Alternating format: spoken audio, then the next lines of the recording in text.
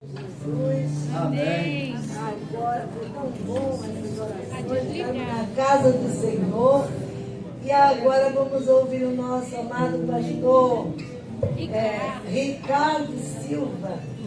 E vamos orar por ele, pela sua família também. Amém. Já é um abençoado, vai ser esse mais abençoado. Aleluia. Amado Deus, querido Pai, aqui está o teu ungido, aquele que nos vai trazer a palavra, aquele que vai trazer ao Pai, aos nossos corações, uma palavra que nós precisamos de ouvir, não aquilo que nós queremos ouvir, Senhor, mas aquilo que o Senhor quer usar a boca dele para transmitir à sua igreja. Usa ele para a tua glória, com saúde, alegria e paz. E guarda também a sua casa, seus filhos, sua esposa, sua família. Vai abençoando o Senhor, guardando e livrando de todo o mal. No nome de Jesus. Amém. Seja usado para a glória de Deus. A paz do Senhor, amada igreja.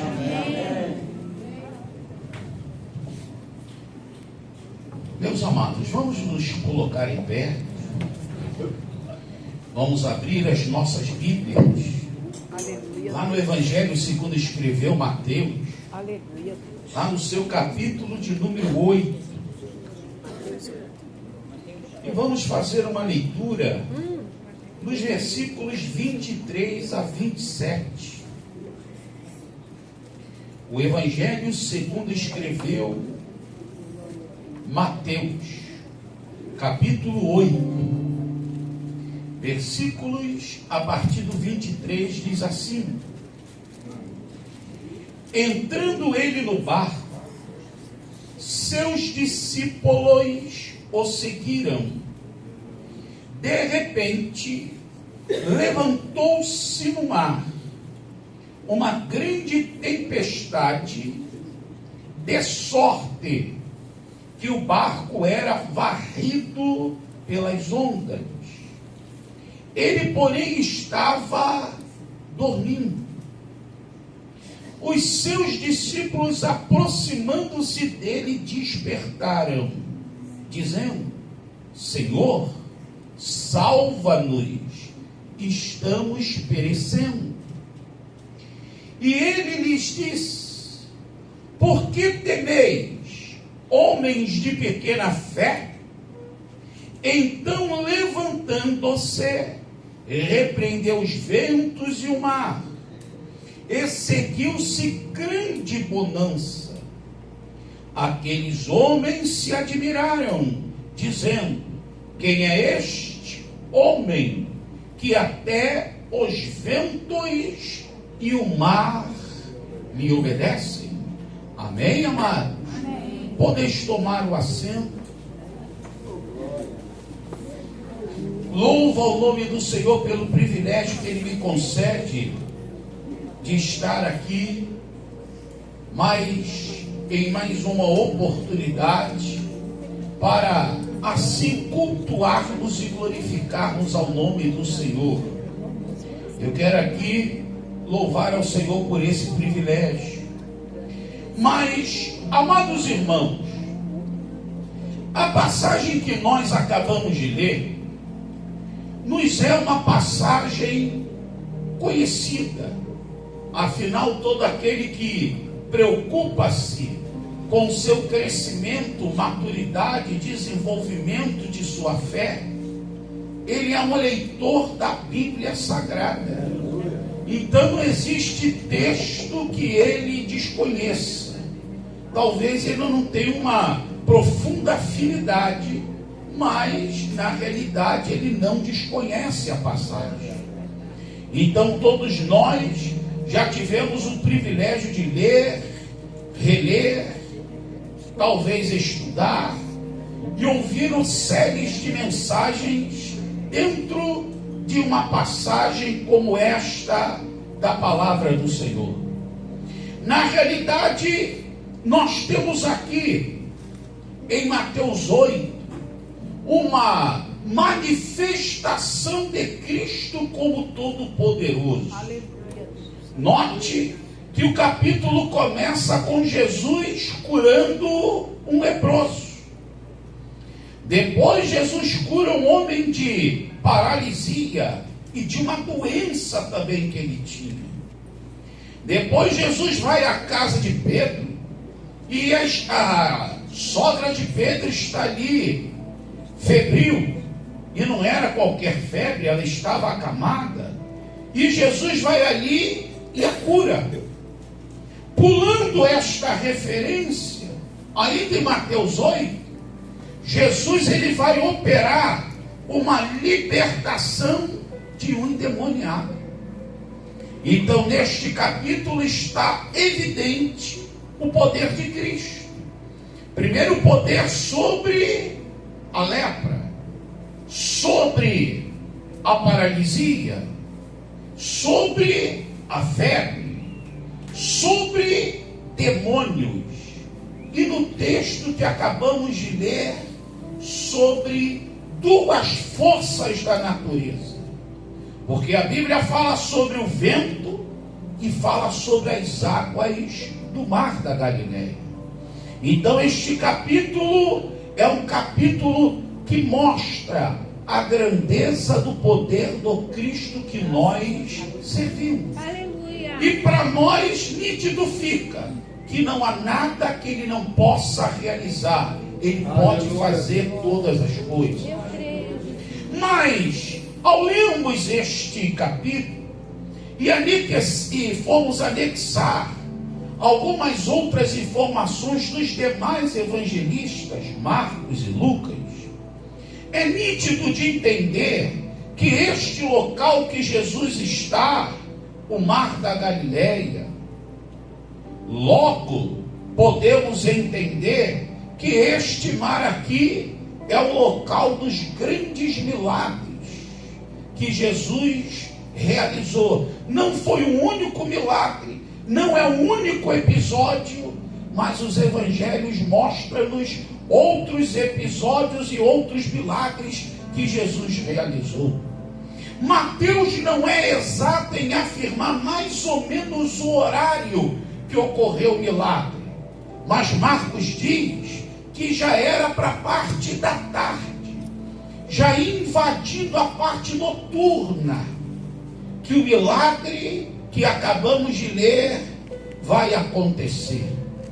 E é interessante que é um dado muito importante, porque a própria geografia deixa claro que na parte da manhã o mar é calmo, na parte da tarde começa a soprar os ventos, ele já vai ficando meio ondulado, mas agora para a parte da noite ele já fica meio bravio. Por isso que a Bíblia, ela vai te dando dados, e cada vez que você pega este dado, vai abrindo o teu entendimento em relação àquela passagem. Marcos vai falar que foi uma tempestade de vento, ou seja, aí a geografia também deixa claro que forma-se do norte, ou sai do norte um vento frio, que atinge o vento quente, e quando ele bate nas águas, aí começa todo um processo de ondas que podem chegar a 4 e a 5 metros. Aí a Bíblia vai narrar que era noite, já estava bravio. Aí a Bíblia vai narrar que era no meio do mar. Na realidade, sabemos bem que não é um mar no sentido literal. Era apenas um costume dos povos que não tinham a noção para distinguir. Então aí foi batizado de Mar da Galileia. Mas sabemos muito bem que era uma lagoa. Mas, por causa do processo de depressão, está abaixo do mar Mediterrâneo. Então os ventos ali entram e fazem com que as ondas se tornem violentíssimas. Só que claro é que Jesus está de um lado, certamente a cidade de Cafarnaum, que é a sede do seu ministério no norte de Israel. E Jesus tinha de sair de Cafarnaum, aonde existia um porto, para chegar do outro lado, que tantos três evangelistas afirmam que era Gadara. Jesus tinha de chegar do outro lado, ou seja, Jesus sairia da região que é conhecida como a Galileia, Cafarnaum, para chegar do outro lado, em um distrito chamado de Decápole, ou 10 cidades. Chega ali para fazer apenas uma única coisa. Veja, Jesus encarou uma viagem, e ele já estava cansado, e ele dormiu, o texto é claro, e foi acordado enquanto dormia.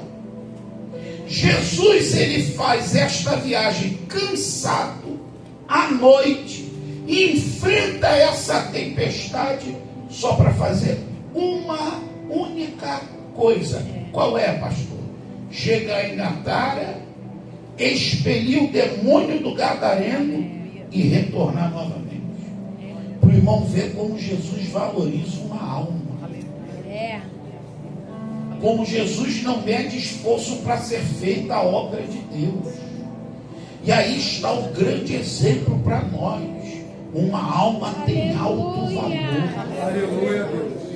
Quando aquele homem encontra Jesus, pronto, ele se torna um grande missionário, porque todo aquele que encontra Jesus vai ter a mesma sede que Jesus tem. Qual é a sede de Jesus? De anunciar o evangelho, de ver almas salvas. E aquele homem foi propaganda em Decápolis, nas 10 cidades, o que Cristo realizou. Então esse é o fundo histórico e geográfico em relação a esta passagem. Agora, quando você também vai a Marcos, você vai ver que existiram outros barcos que também enfrentaram a tempestade. E também, como Jesus salvou o barco que ele estava, salvou os demais barquinhos também do naufrágio. Então, claro é que é uma passagem riquíssima para a nossa vida. Mas quando nós vamos nos centrar nos textos que acabamos de ler, nós iremos entender aqui um princípio muito importante que eu quero extrair para a nossa reflexão, que é as lições da tempestade. Daquilo que podemos extrair como lições para a nossa vida. A primeira está no versículo 23 e no versículo 24. A Bíblia nos informa que Jesus entra no barco, os discípulos com ele entram, e é claro, o finalzinho do 23, eles o seguiram. E aí no 24 já fala que de repente levantou-se no mar uma grande tempestade. Olhe, observe, a Bíblia está nos trazendo aqui a primeira lição. Qual é a primeira lição? Que a tempestade ela vem, mesmo que Jesus esteja conosco. Verdade.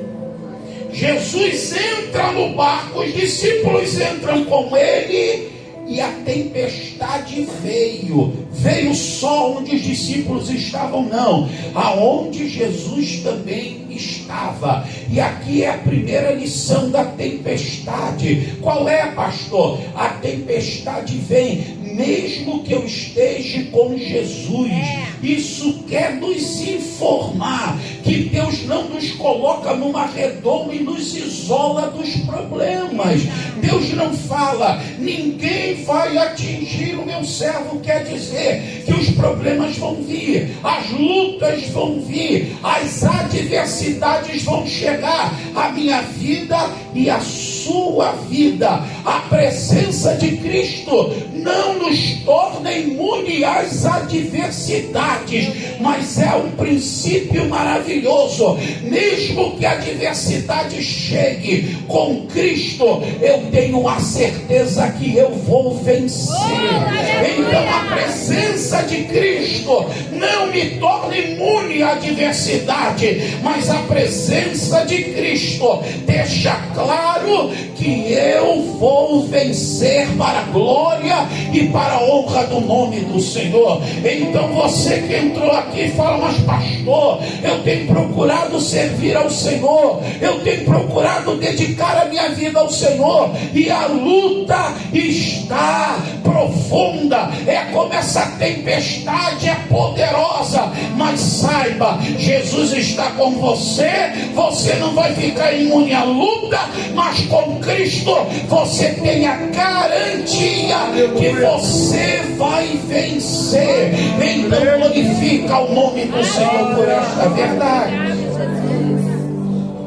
Uma outra lição que podemos extrair da passagem, irmãos: entrando ele no barco, seus discípulos o seguiram.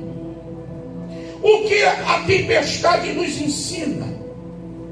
Que tempestade é um aprendizado para os discípulos de Cristo. É como se Cristo os tirasse da sala de aula e falasse: vou dar uma aula prática para vocês. Como enfrentar tempestades. Eu sou o mestre e vocês são os discípulos. Vamos sair do campo da teoria e vamos para o campo da prática. Vamos experimentar uma verdadeira tempestade, mas também vamos aprender que mesmo que a tempestade venha, se eu estiver com vocês, vocês não vão ser reprovados nessa matéria. Vocês vão ser aprovados. Entenda, toda aprovação que Deus permite não é para reprovar. Toda a prova que o Senhor permite é para nos aprovar. Ou seja, há um problema que eu ou você possamos estar passando, não vai nos reprovar. O mestre vai nos levar para o campo de atividade, vai nos levar para o âmbito prático, e ali nós vamos ser provados, sim, mas nós sairemos dali aprovados para a glória do nome do Senhor.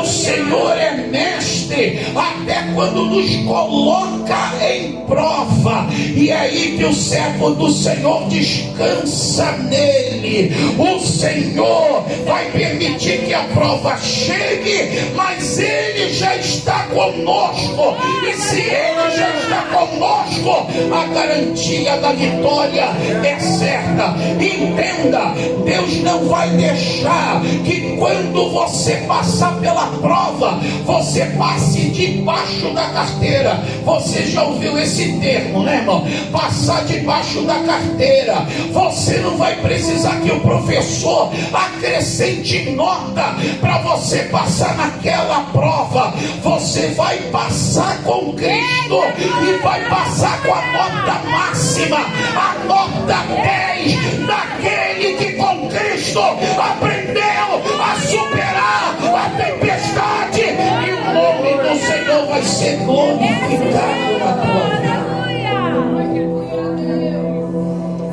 Mas se a gente continuar a ler do texto, o 24 vai dizer: de repente.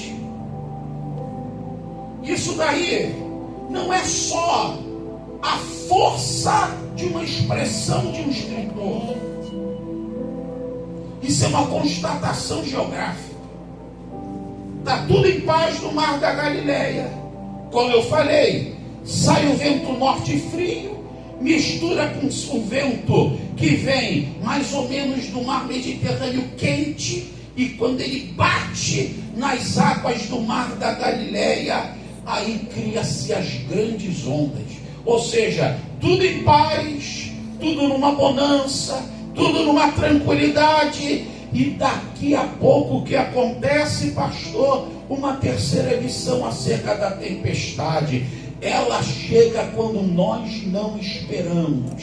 Está tudo em paz e daqui a pouco chega uma notícia que você não espera. Daqui a pouco chega algo ao teu conhecimento que quer lhe abater, que quer lhe jogar no chão. Ou seja, o cristão pode ter acordado um dia espetacular, mas o inimigo tenta de alguma maneira trazer um abalo a ele, trazendo notícias que tentam desarticular, levá-lo literalmente ao chão. Aqui aconteceu, estava tudo bem, mas daqui a pouco, de repente, levantou-se no mar, interessante, uma grande tempestade. Ou seja, situações adversas chegam quando nós, veja, não estamos esperando. Escute isso. Não estamos esperando, mas precisamos estar preparados. Eu vou reprisar. E às vezes eu não estou esperando, mas eu tenho que estar preparado. Afinal de contas, como o cristão se prepara? Ele se prepara como nós estamos fazendo hoje, vindo à casa de Deus, adorando a Deus, orando, falando com o Senhor, louvando ao Senhor, ouvindo a palavra do Senhor. Talvez ao sair daqui chegue uma tempestade. Não estou esperando, mas estou preparado para ela. Deu para entender? Olha, nós não temos o poder de previsão, mas nós sabemos, se estivermos alicerçados na rocha, com uma vida entranhada em Deus, através da comunhão que vem da palavra, na adoração, de uma vida de jejum, de uma vida de oração, quando a tempestade, mesmo que não esperemos, ela chegue, nós vamos suportá-la e vamos vencê-la para a glória do nome do Senhor. Uma quarta lição é que a Bíblia diz: de sorte que o barco era varrido pelas ondas. O que a tempestade tem por finalidade, pastor? Nos tirar da nossa rota. Jesus não em Mateus, mas quando você lê Marcos e Lucas, Jesus, antes de entrar no barco, porque Mateus só fala da entrada no barco, Marcos e Lucas falam antes da entrada. Ele olha e diz o seguinte: passaremos para o outro lado. Jesus está falando: filho, está garantido, vocês vão chegar lá do outro lado. E detalhe, não vão chegar sozinhos, eu vou chegar com vocês. Detalhe, não sou eu que vou chegar, nós chegaremos do outro lado. Jesus já estava prevendo o que ia acontecer, mas já estava garantido que eles chegariam do outro lado. Mas a Bíblia aqui vai falar que o barco estava sendo o que, irmão? Varrido no mar. Pode ser o mais capaz, o mais tecnológico, o mais bem feito dos navios, mas no meio do mar, numa tempestade, vira o que? Vira papel na água, e o mar joga para onde quer, e eles estão com uma direção que o Senhor deu. Falei, eles tinham de chegar lá do outro lado, eles tinham de cumprir uma missão, mas antes da missão eles tinham de passar pelaquela tempestade. Quem sabe você está nessa tempestade porque Deus está te levando para uma grande missão, e para chegar do outro lado e fazer esta missão, você primeiro tem que encarar essa grande tempestade. A tempestade vem para te jogar para um lado, te jogar para o outro, tentar te abalar, tentar te desestruturar. fazer com que você perca o equilíbrio, perca o foco, perca a direção. Mas entenda, a palavra já está dita, nós vamos chegar lá do outro lado. O vento pode vir do lado norte tentando te jogar para o outro, pode vir do sul, pode vir do leste, da direção que for, mas nós vamos chegar aonde o Senhor quer que nós cheguemos. Entenda isso. Você não vai ficar perdido nessa luta, você não vai ficar desequilibrado falando o que fazer. Mantenha-se tranquilo, a palavra já está liberada, nós vamos chegar lá. O barco pode ser varrido, mas não vai ser afundado. O barco pode ter água, mas ele não vai afundar, porque certamente chegaremos aonde o Senhor determinou. Aleluia, Deus. Glória. Mas ainda continuarmos a ler, a Bíblia vai falar que levantou-se no mar. É interessante a expressão mar, né? Não é na terra não, é no mar. E era um local onde alguns discípulos tinham experiência e outros não. Pedrão tinha, André tinha, Tiago tinha, João tinha. Mas outros ali não tinham não. Hein? Porque não era a área de trabalho deles. Então, a Bíblia diz, no mar. Só que não esqueça, é de noite.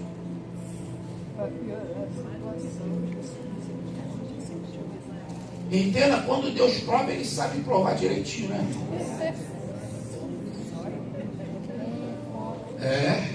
Tem gente não, irmão. Não tem jeito. Quando Deus prova, Ele sabe provar. Está no meio do mar, é de noite, o vento está soprando, as ondas estão levantando entre 4 a 5 metros quando ela chega no seu ápice. Porque a Bíblia narra que o barco está enchendo de água. E não é esse barco nosso aí, cheio de tecnologia, não. É um barquinho de pescador do primeiro século. Mas Jesus está nele.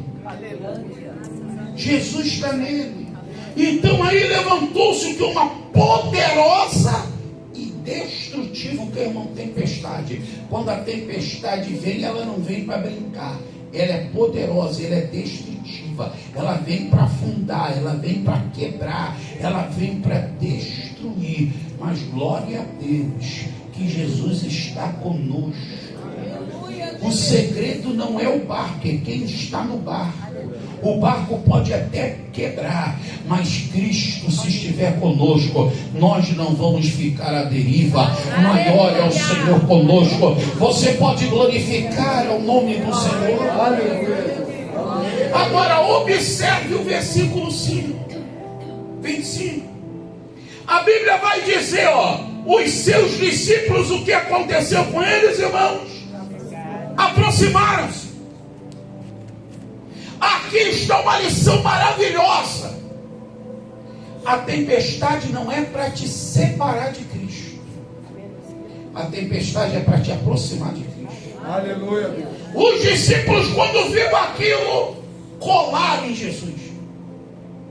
Eu não sei se todos foram para a proa, porque Jesus estava na proa, dormindo tranquilo. E é interessante, Jesus foi dormir tranquilo no lugar onde as ondas quebram. Ele está dormindo ali. A onda, quando vem, ela quebra logo na proa. E Jesus estava ali, aonde a onda quebra, Jesus estava ali, garantindo, filho, a onda quebra onde eu estou. Você pode glorificar.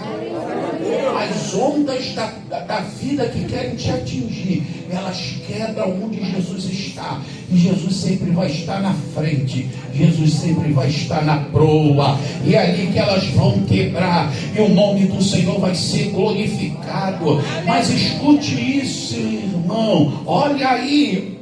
Olha, a tempestade não é para te afastar, não é para te esfriar. esfriar, não é para te tornar aquele crente apático, não é para te tornar aquele crente, digamos assim, com aparência de crente, mas sem vida nenhuma, aquele que é o chamado crente nominal. O que é o crente nominal? Diz ser, mas na realidade não é. Não, Deus não vai fazer isso. A tempestade é para aquecer a sua fé, a tempestade é para te tornar um crente mais animado, a tempestade é para te tornar um crente mais avivado, mais cheio do Espírito Santo, mais cheio da graça do Senhor. Por quê? Porque quando a tempestade vem, eu dou um passo, eu dou 2 passos, eu dou 3 passos e fico do lado de Jesus. E tem momento que não é só para ficar do lado de Jesus, é para falar: Jesus, me segura,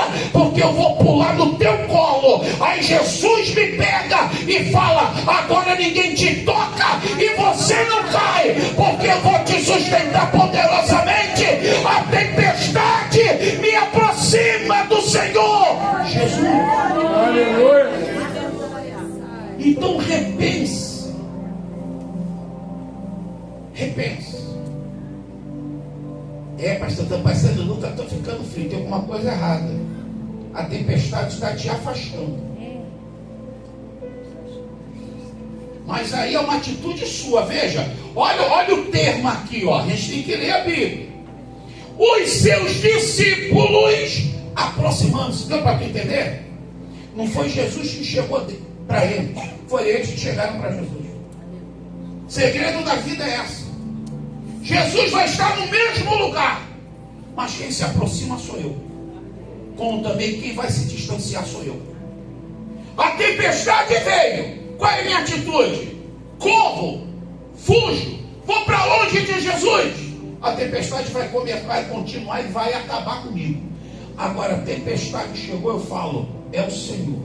Aí eu corro cada vez mais a direção dele. Sou eu que tenho que correr para a direção dele. Tem crente que a tempestade está aí, o camarada não jejua, não ora, não lê uma Bíblia, não vem para um culto, não chega num trabalho de oração. Ah, meu irmão, não dá. Sou eu que tenho que ir ao encontro de Jesus. Sou eu que tenho que já chegar falando: Senhor, estou aqui. E quando me aproximo, a tempestade pode até estar violenta. Escuta isso. A tempestade pode estar até violenta, mas a tempestade já está com as horas contadas, porque eu me aproximei do Senhor. E quando me aproximo do Senhor, já está contado o fim da tempestade. Aleluia. Agora olha uma outra lição. A Bíblia diz que eles se aproximaram, despertaram, dizendo: Senhor, salva-nos. Para por aí.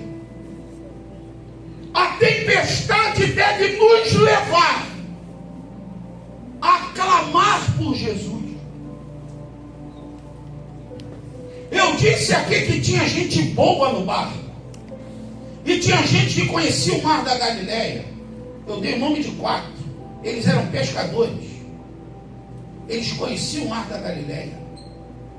Mas ninguém falou: Pedro, como a gente sai de uma tempestade dessa? João, e aí? Usa da tua experiência, salva a gente. O André, o Tiago, o mar da Galileia é o playground de vocês. Vocês trabalham aqui, rapaz. Vocês têm barco aqui. Vocês sabem como é que é isso daqui. Não, meu irmão. Tem momentos que você tem que ir à pessoa certa. Foram a Jesus. E a Bíblia diz, dizendo, eles começaram a clamar. Clamar é muito mais do que fazer uma oração. Clamar é um rasgar do coração e falar, e dar um grito, um brado e falar: me socorre. não dá mais para mim, eu não tenho mais recursos, eu já não sei mais o que fazer. Eles estavam em um desespero. Agora, meu irmão, eles clamaram e falaram duas coisas maravilhosas. Primeiro, Senhor, ou seja, na tempestade, reconheça que Ele é o teu Senhor, Ele é o teu dono, é o teu proprietário. O que é isso, pastor? A tempestade só chegou porque Ele deixou chegar, porque se Ele não quisesse que chegasse, não chegaria. Se chegou, é porque Ele permitiu. Segundo, se chegou, Ele tem autoridade para acalmar a tempestade, porque Ele é o Senhor, não só da tua vida, mas de qualquer circunstância que chegue à tua vida. Ele tem esse poder. Falar o Senhor, e não é só uma expressão de uso, irmãos, referente ao uso de educação, chamar alguém de Senhor. Quando eles falam Senhor, eles estão reconhecendo a divindade de Jesus, ou seja, tu não é só Senhor, tu também é Deus, Senhor. E depois eles olham para Ele e diz: salva-nos. Deu para você entender? Eles estão falando: tu és o nosso Senhor, mas também tu é o nosso Salvador. Nessa situação que nós estamos passando, tu pode nos salvar. E a ideia de salvar é isso: é arrancar alguém de uma situação adversa e levar para outra situação. É isso que o Senhor faz. Quando eu clamo a Ele, Ele vem, me arranca de uma situação, me leva para outra, e o nome dele é glorificado e exaltado na minha vida. Mas olha só o 25 ainda: salva-nos, estamos perecendo. É interessante que a tempestade, ela vai nos testar até o nosso limite. Chegou ao limite dos discípulos. Eles estão falando: Senhor, se tu não começar a agir, acabou para a gente. Nós não vamos chegar do outro lado, não. Mas a palavra está liberada, é assim: mas se o Senhor não agir. E aí que está é interessante, né, irmãos? Eu não só recebo a palavra, eu também clamo para a palavra se cumprir na minha vida. Aleluia. Aí eu começo a orar sobre a palavra. Não é duvidando de Deus, mas é colocando a minha fé em ação. Deus, tu falou. Eu não estou cobrando de Deus. Eu não estou botando Deus na parede. Eu só estou falando e nem lembrando a Deus que Deus não tem amnésia, não tem esquecimento. Não, eu apenas estou exercitando a minha fé. Foi a tua palavra. Quando eu digo foi a tua palavra, Deus está falando: tu chegou onde eu queria. Você agora está usando a palavra. Você tem fé no que eu falei. E se você tem fé no que eu falei, eu vou fazer. Porque quando eu libero a minha palavra, eu garanto. E quando eu garanto, eu faço. Aleluia. Então eles estão agora falando assim: Jesus, chegamos no nosso limite, mas nós temos uma promessa. E às vezes nós chegamos no nosso limite e falamos: aonde vai ficar a promessa? A promessa vai continuar no mesmo lugar. Porque aquele que prometeu, ele não vai invalidar o que ele falou. Vai acontecer. E nós vamos glorificar o nome do Senhor. Meu irmão, mesmo que você chegue ao teu limite, mesmo que você hoje já chegou ao teu limite, a promessa de Deus está liberada sobre a tua vida e ela vai se cumprir. A tempestade não vai levar você a perecer, a tempestade vai acabar e nós vamos chegar lá do outro lado glorificando ao Senhor. Aleluia. Mas olha a tempestade aí, irmãos. A tempestade, ela também vai nos trazer aqui um princípio maravilhoso para nossa reflexão. A tempestade nos leva, e olha o versículo de número 25 para o 26. E eles lhes disse: por que temeis? homens de pequena. Aqui Jesus, irmão, ele está falando algo importantíssimo. A tempestade, escute isso, me dá verdadeira noção da minha humanidade. Jesus falou: rapaz, vocês são homens. Jesus está querendo dizer para eles: filho, para vocês está difícil, para vocês é impossível, não para mim. Então a tempestade é importante quando eu começo a ter essa noção da minha humanidade, das minhas limitações, das minhas fraquezas, dos meus temores. Porque cada vez que eu tenho noção da minha humanidade, mais eu aprendo a lei da dependência. Eu aprendo a lei de me lançar mais no Senhor. A lei de tirar o meu eu e falar: não, isso eu faço, isso eu consigo. Aí você começa a falar: eu posso até fazer, mas se o Senhor não for comigo, não acontece nada. Então, o Senhor vai comigo e me dá graça e vai acontecer.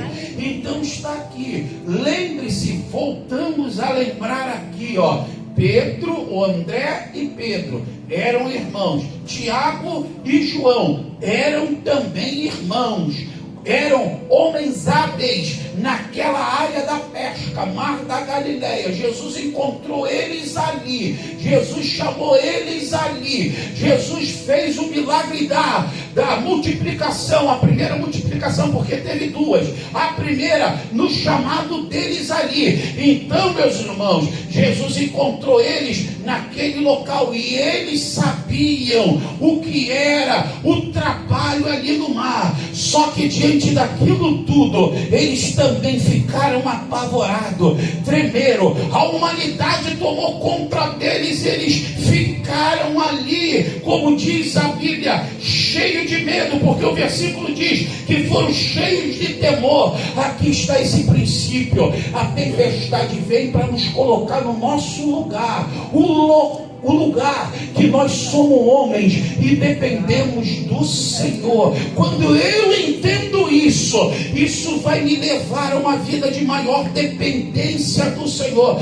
Tem gente que fala: não, nesse problema aqui financeiro eu vou dar um jeitinho, para deixar comigo, vou lá no banco, dou uma ajeitadinha aqui, ajeitadinha ali, pego um dinheiro com um, pego aquele dinheiro com outro, e ele começa cheio de historinha, né, irmão? Cheio de história. Não vou no meu médico, o meu médico é bom, ele vai passar o remédio, daqui a pouco isso já foi para o espaço, isso acabou. Aí ele está o quê? Confiando nele. Mas quando a tempestade vem violenta, forte, aí isso tudo quebra. O médico passa um remédio que não dá jeito. Você vai no banco, é uma vida correta, mas ninguém te libera nada. Aí o Senhor começa a mostrar que não é você, é Ele. E se não for Ele, não acontece nada. Aí você cai de joelho e Deus fala: é aí que eu quero você, para você aprender a lei da dependência.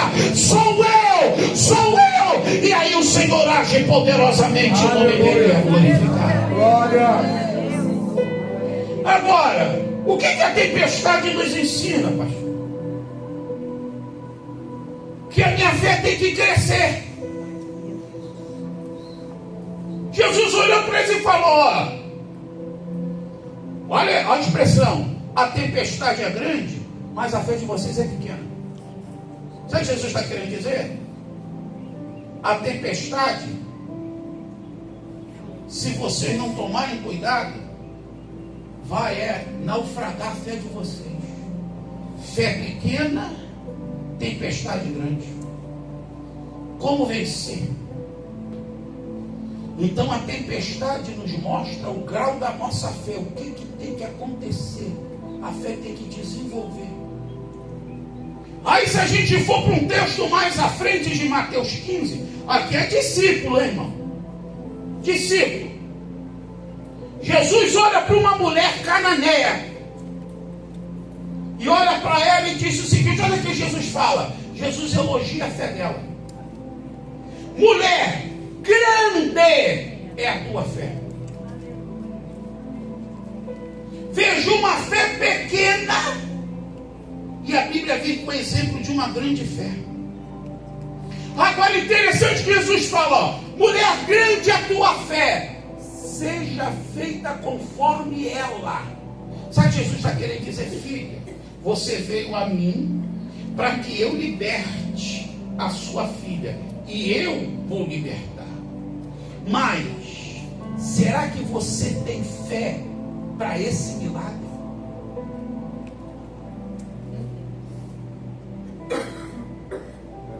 E aí é o problema nosso. A gente quer milagre, mas cadê a nossa fé? Hoje a gente está cheio de fé. Jesus, opera. Aí sai lá fora. Vai acontecer não. Isso daí, pode até fazer, mas não sei quando não. Mas não foi como é que negócio é esse? A mulher veio para Jesus. Jesus olhou para ela, irmão. Essa mulher foi elogiada por Jesus. Escuta aqui, nenhum discípulo foi. Vamos ser sinceros? É como se Deus reunisse todos os crentes da época e falou: você não tem a fé nessa mulher. E essa mulher não é convertida.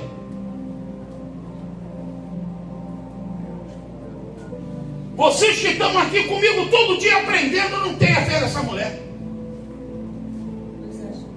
E você sabe que Jesus se elogiou mais um depois dela, né?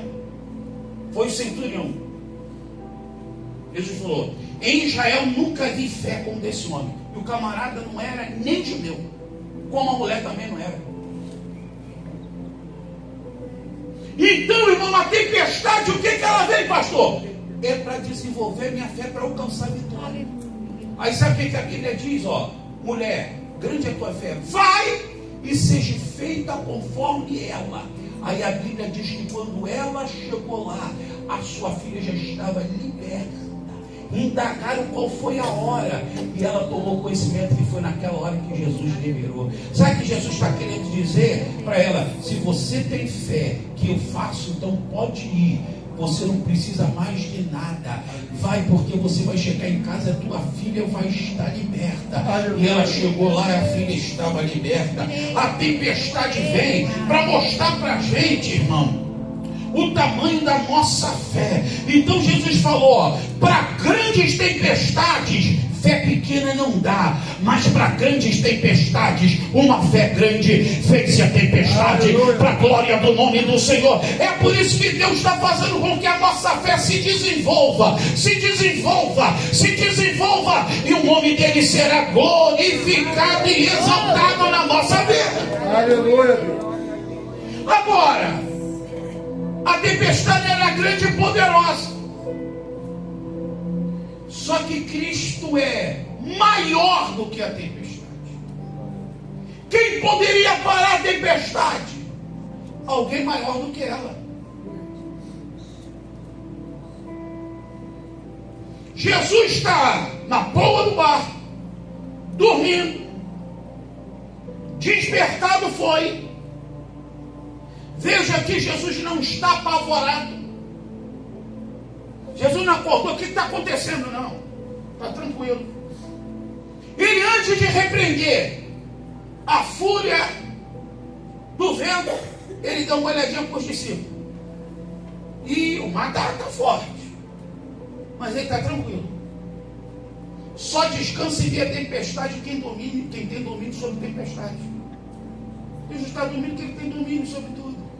Está tranquilo. Nada o apavora. Na verdade, nada faz Deus se ajeitar no trono. A gente vive se ajeitando para lá e para cá, né? Deus nem se ajeita. Está tranquilo no trono. Tem domínio sobre todo. É soberano e Senhor sobre toda a situação. Aqui, irmão, antes de Jesus se levantar, porque é claro que é o seguinte, irmão, olha. Primeiro se levantou a tempestade. E a tempestade estava o quê? Dominante. Até que Jesus se levantou. Eita. Você pode glorificar o Senhor? Aleluia. Você pode dizer isso para você. Essa tempestade que está te atingindo se levantou. Aí você vai falar agora: até Jesus se levantar. Porque a Bíblia diz que Jesus se levantou no 26. E quando Jesus se levantou, ele repreendeu os ventos e o mar. você pode glorificar o nome do Senhor. A tempestade pode vir de repente, pode ser grande, pode varrer, pode trazer enchente, pode tentar te naufragar, pode escolher um período noturno para te atingir, mas quando o Senhor Jesus levanta, Ele já levanta e repreende a tempestade. Você glorifica o Senhor. Aí é o antes e o depois. Antes tempestade, depois de Jesus levantar, seguiu-se uma grande bonança. É isso que Ele quer trazer para nós. Escute isso, irmão. Bonança vai vir quando o Senhor se levantar e fazer peleja e guerra por nós. Aí a vitória vem e nós glorificamos ao nome do Senhor. Aleluia. Uma última lição. Jesus está deixando claro aqui, filho, a tempestade vai ter fim. A tempestade inicia-se de repente, mas ela vai ter ponto final quando Jesus se levantar.